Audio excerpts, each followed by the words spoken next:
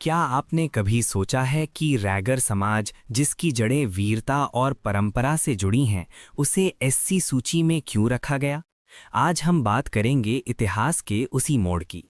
रैगर जाति ने भी 20वीं सदी के आगमन के साथ ही जाति सुधार का आंदोलन प्रारंभ कर दिया था तथा मीणा जाति के समान ही रैगर समाज सुधारकों, रैगर इतिहासकारों और सामान्य वर्ग के विद्वानों ने इस जाति को एक विशेष क्षत्रिय रूप में पेश करने का प्रयास किया था। रैगर समाज में व्याप्त बुराइयों को दूर करने के साथ साथ प्राचीन ग्रंथों के आधार पर उनके द्वारा यह भी प्रमाणित किया था कि वर्षों पूर्व रैगर जाति के पूर्वजों ने क्षत्रियता का त्याग कर कृषि व व्यापार में लग गए थे। संवत 1994 विक्रमी के पूर्व के राजस्व अभिलेख के अनुसार रैगर जाति के कई लोग बड़े कृषक थे। इस प्रकार रैगर जाति के पूर्वजों का सैन्य, कृषक तथा व्यापारिक कर्मों के अलावा अन्य किसी भी प्रकार का कोई पौराणिक या ऐतिहासिक पेशा नहीं रहा है। इस बात की पुष्टि सामान्य वर्ग के पूर्वज भी किया करते थे कि रैगर जाति निम्न कुल की नहीं है। भारत की स्वतंत्रता के पहले रैगर जाति की उस सामाजिक परिस्थिति का दुरुपयोग भी हुआ और उस समय बनाई गई अनुसूचित जाति अनुसूची सन 1936 में रैगर जाति को शामिल नहीं किया गया था, जबकि ब्रिटिश भारत में भी रैगर रहते थे।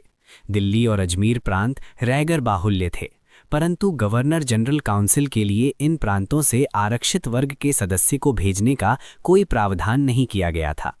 भारत की स्वतंत्रता के बाद रैगर जाति को राजपूताना के उच्च वर्ग के समाज सुधारकों, साधु संत, विद्वानों व राजनेताओं और दिल्ली के रैगर सपूत खूबराम जाजोरिया के प्रयासों से राजस्थान अनुसूचित जाति अनुसूची सन 1950 में शामिल किया गया था।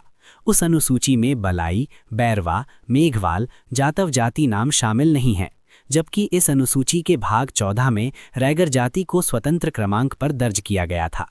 परंतु काका कालेलकर आयोग 1956 के परामर्श से राजस्थान अनुसूचित जाति अनुसूची सन 1956 में रैगर जाति को चमार संवर्ग की जातियों के साथ दर्ज कर दिया गया, जबकि उक्त आयोग ने राजपूताना की अन्य परंपरागत चर्म व्यवसायी जातियों के नवनामों को गैर चमार संवर्ग की जातियां मानकर उनको स्वतंत्र जातियों के रूप में संवैधानिक मान्यता दिला दी और उनको अलग अलग क्रमांकों पर भी दर्ज करवा दिया गया, जिसका रैगर समुदाय को कोई मलाल नहीं है। परंतु उक्तानुसार रैगर जाति की स्वतंत्र पहचान को खत्म कर दिया गया, जिस कारण बहुत राजनैतिक हानि उठानी पड़ी। 20वीं सदी में सन 1920 के बाद से रैगर जाति का सामाजिक व पेशागत पतन होना शुरू हो गया था, जिसके गवाह अब जीवित नहीं हैं। आज रैगर जाति के प्रति आम सोच बदल गई है। उस